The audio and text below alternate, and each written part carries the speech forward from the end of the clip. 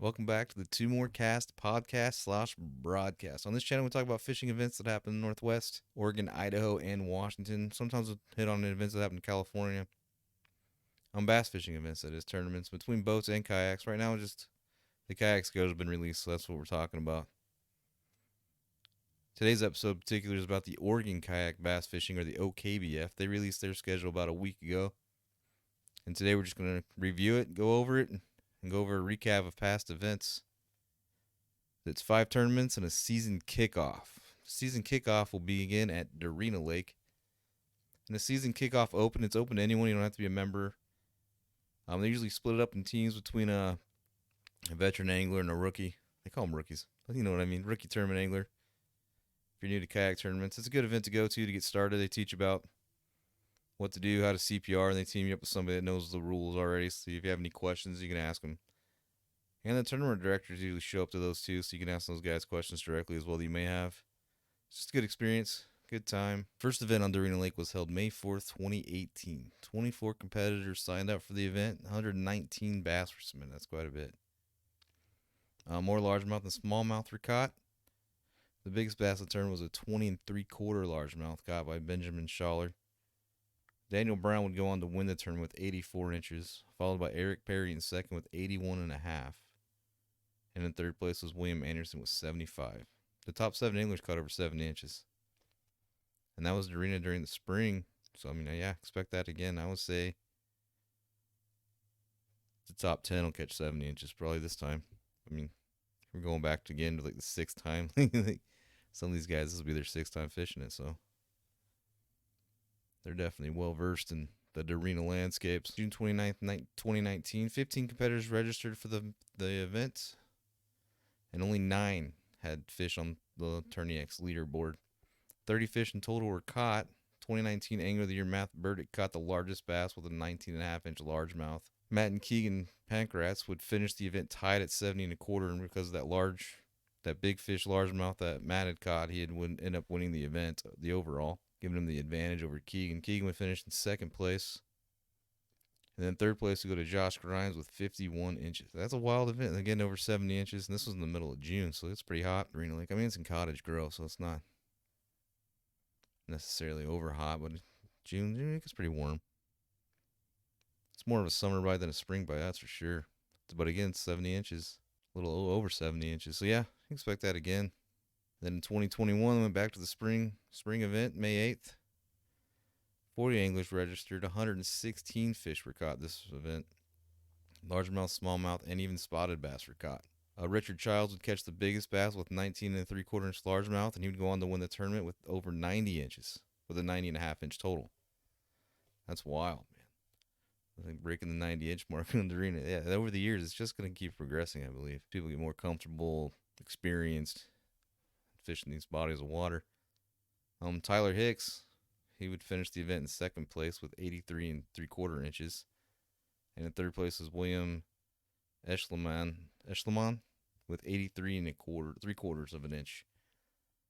A lot of fish were caught. 13 anglers had their 5 fish limits that day. That's a good day. Springtime again. We're going to be there in the spring for this kickoff. It's going to produce some numbers for sure. Then April 16th, 2022. This was the team event. The other season kickoff, the original. Not the original, but the first one at Darina Lake. The biggest fish caught that day was a 19 3/4 largemouth caught by Brandon Hoa. Josh Grimes' team would win the event with a combined total of 69 1/4 inches.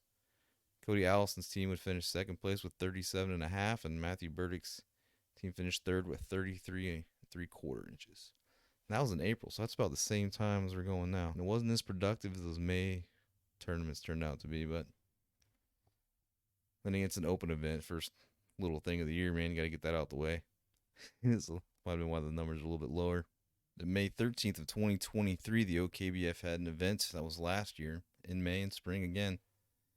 46 anglers registered for the tournament and 60 fish were caught. The smallmouth bite over the years has gotten more dominant over the largemouth bite as the years have gone on. I've noticed in the leaderboard. The biggest bass was a 20 1/4 inch spotted bass caught by Matthew Walker, according to the TourneyX leaderboard. The 2023 Angler of the Year Cody Allison would win the event with 84 inches, and in second place by just an inch was Jacob Hudgens with 83 inches, and in third place was Mario Romero with 82 and a quarter. So over 80 inches again. That's in May. It's just weeks ahead of where we're going. So yeah, I mean the numbers are getting larger as the years go on.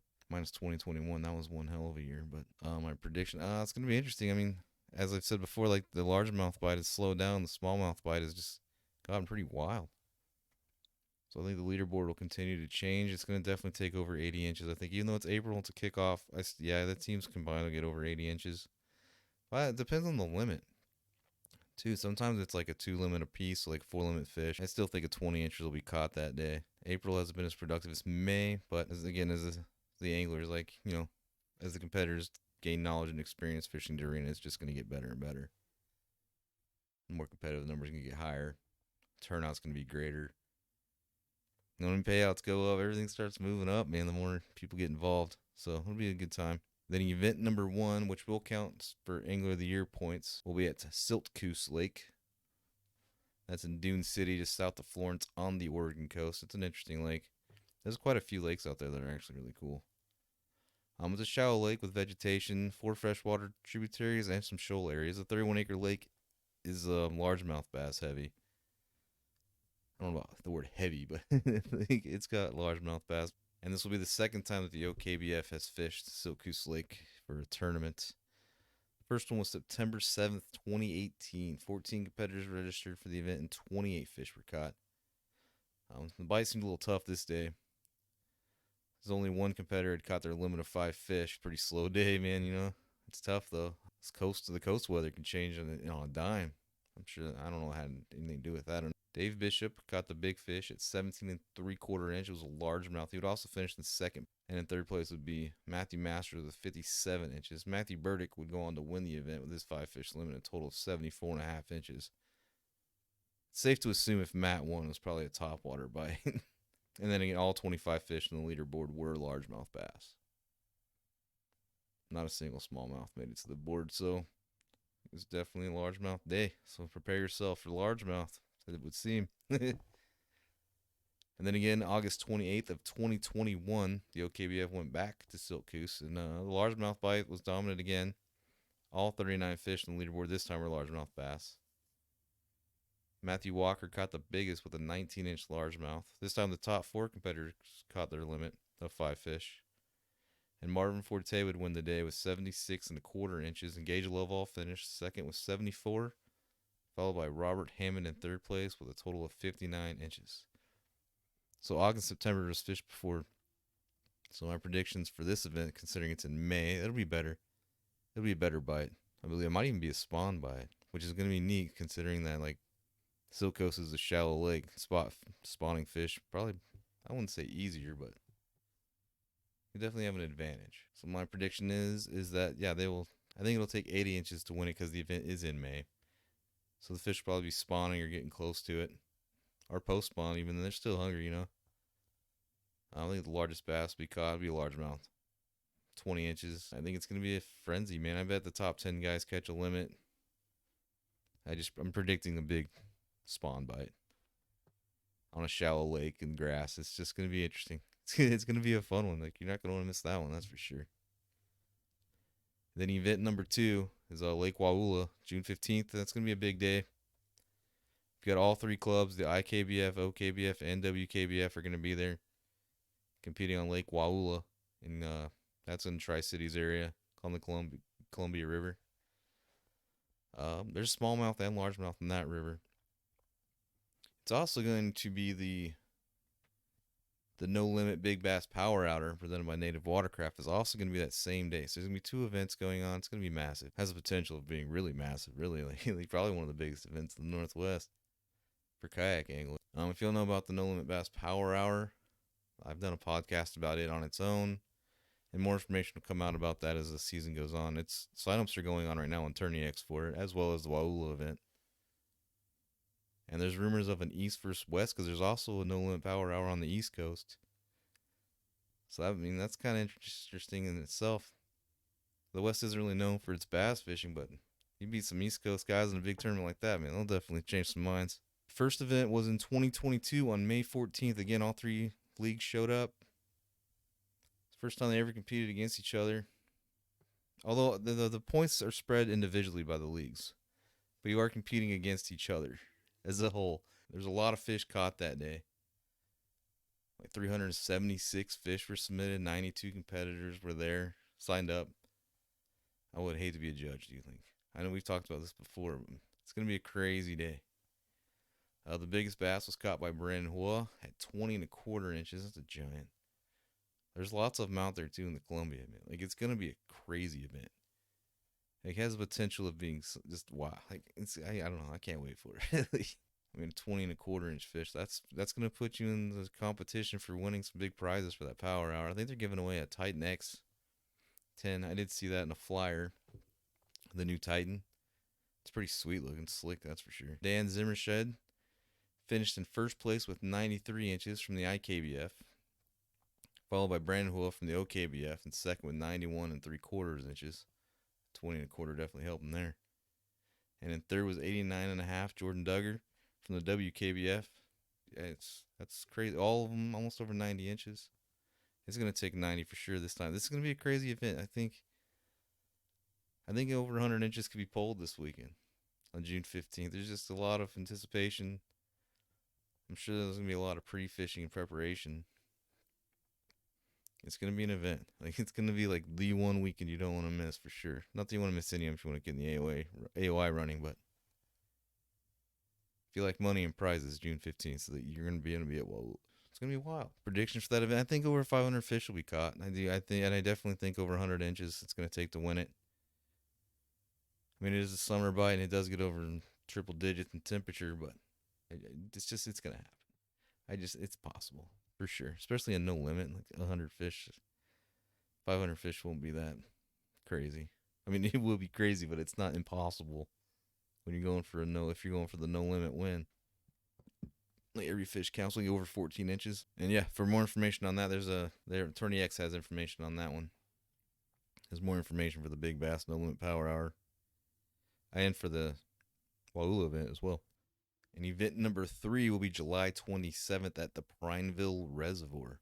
It's in Central Oregon town of Prineville. There's largemouth and smallmouth bass. There's big sizes and big numbers on this lake. The body of water is 3,000 acres. I mean, there's plenty of space for people, plenty of space for fish to hide, and it's a fun area to fish. I have fished Prineville. It's fun. Lots of rocks. The clarity changes throughout the year too. Boulders, shells, and rocky ledges are found in most areas, and it's been known to hold giant smallmouth. There has been one event here that the OKBF has done, and that was in August 8th of 2022, so about a week apart, a couple years, but not too bad. 15 of the 17 competitors registered for this event caught limits. 116 fish in total were caught, and 79% of the bass on the leaderboard were smallmouth. Although the biggest bass of the tournament was an 18.5-inch largemouth caught by Eric Sherrill. Now, Keegan Pancratz would go on to win the event with 72 and a quarter inches. Marvin Forte would finish in second place with 72, only a quarter inch behind Keegan. And Robert Hammond finished third with a total of 70 and a half inches. That was a pretty close race. 70 inches in August in Central Oregon. I mean, so you're talking about heat again. This time it's a week. A week in 3 years. You know what I mean? For season-wise, it's about a week behind in July. So expect about the same. 15 to 7. I mean, everyone did catch their limit, so that's a good turnout there. There's going to be a lot of action. Judges are going to be busy that day. I think it'll take 75 inches to win it. 75, 80. 75, 80 will win it for sure. 75 will get you in the running. I think the biggest fish will be 19. You'll find a 19. I think it'll be a smallmouth. You'll find it. It'll be there for sure. Yeah. Prineville, July. That's a good one too. Prineville's a fun place to fish. The views are cool. Water's warm. It's a pretty quiet area. It'll be good times. Then event number 4. This is going to be in the lower Umpqua River near Reedsport is going to be the meeting spot. There isn't much information about this. I couldn't find any other tournaments that were fished on the lower Umpqua River. It's also near 2 lakes. So I'm not sure what the boundaries are going to be or any of that. More information will be posted about it later. And if anyone knows that if they have fished the lower Umpqua River before, let me know. I'd like to find it, see what it's about, because I'm not sure about it at all. But I'm sure more information will get posted as we get closer. limits, boundaries, rules, all that'll be posted. I do know that Lower Umpqua is a smallmouth river. There's a lot of smallmouth. There's a lot of other tournaments that do smallmouth there. There's even like a fly fishing group that goes out there and catches smallmouth on the fly. So it's going to be an interesting event. In August, the river's a good time to fish in August. It can definitely be more productive than a lake with still water, colder water, moving oxygen near the coast. It's a good time. Resport's fun anyway. There's like a pizza place out that's really good. I don't remember the name of it, but they're good. It's one of my favorites. I don't know why I'm talking about pizza, but it is what it is. And then event number 5 will be at the Willamette River, this time in Newberg, Oregon. The Willamette River will host the final tournament of the 2024 season. This will be the 6th tournament fished on this river. However, it's only the 2nd time fished in this section of the river. So they break it down into a few different locations. This location's usually at Rogers Landing, which might not be this year, but nothing been posted on Tourney X about the limits or anything. There's plenty of time for that to get posted. And this there's a mix on this section of the river. There is a good mix of largemouth and smallmouth, and it'll be late summer fishing again, which is the usual for the Willamette. I think the Willamette gets fished. It gets fished a lot for the OKBF, which makes sense. It's a good river to fish. But 2 rivers in a row from event 4 and 5. The tactics might change, but they might be the same. At least you'll be used to river. There is some current too, but not too bad. I mean, you can paddle up and down that river if you're careful enough. Not careful, but if you take the right routes, pick your lines correctly, you'll be all right. Typically, unless there's like a giant rainfall or something that happens, and it is in September 21st. This section of the river was fished back in October 12th of 2019. 9 people registered for the event and 54 fish were caught. The top 7 anglers had caught their limits, but they did struggle to find bigger fish. David Melendez won the big bass pot with 16 3/4 inch largemouth. Keegan would go on to win the event with a total of 69 1/4 inches. Marvin Forte finished second with 68 inches, and Cody Allison finished third with 63 3/4 inches. Like each angler was just a kicker away from winning it. That's a really close tournament, really. I mean, 5 fish limits probably averaged about 13 inches, 14. And that was in October, so you got that late fall bite. Or not late fall, early fall, really. Prediction, I think it's going to be a shootout this time. I mean, it's a little earlier in the year, into summer, beginning of fall. Although there's some hammers that fished it in 2019. If it's going to be a tough day, it's going to be a tough day. But if it's not, these people will catch fish here. The Willamette River, it seems to be off or on. I've definitely fished. I live down there. I've fished the Willamette a lot. Not so much for bass, though. But I caught my first smallmouth on the Willamette River. Not near Rogers Landing. Prediction, I think it's going to be a shootout again. I think it's going to take 75 inches to be enough to win it. It's pretty close to what it was in 2019. It's just a tough river to fish. I mean, it can be. It's not always tough. It's going to be fun. I think the biggest fish will be an 18-inch largemouth. I think there'll be more than 9 competitors, too. I mean, it's going to be the last event for the AOI of the year points, and I think it's going to be more competitive than in years past. So there's going to be a lot more people that need to show up to win those points and win the overall. It's going to be interesting to see as the season goes on, like how the AOI starts working out. But by this point, if it's not set, this is going to be a huge event. And it's a good spot for it. Like, you really have to know what you're doing fishing the Willamette River. And there's lots of obstacles. There's other things you got to worry about than just fishing down there. But September, it'll be warm, it'll be nice. In theory. One can only hope. In conclusion, the 2024 season is going to be wild. It's going to be great. There's new bodies of water to fish. There's rivers, there's lakes, reservoirs, east side, west side, the coast. It's just a good mix of bodies of water. It's going to be a challenge. Like, you're not going to just be able to dominate one part of your game. You're going to have to expand. Throwing Ned rigs isn't going to cut it every day. Not that anyone's doing that. It's just a joke. That's what I do. I throw Ned rigs all day.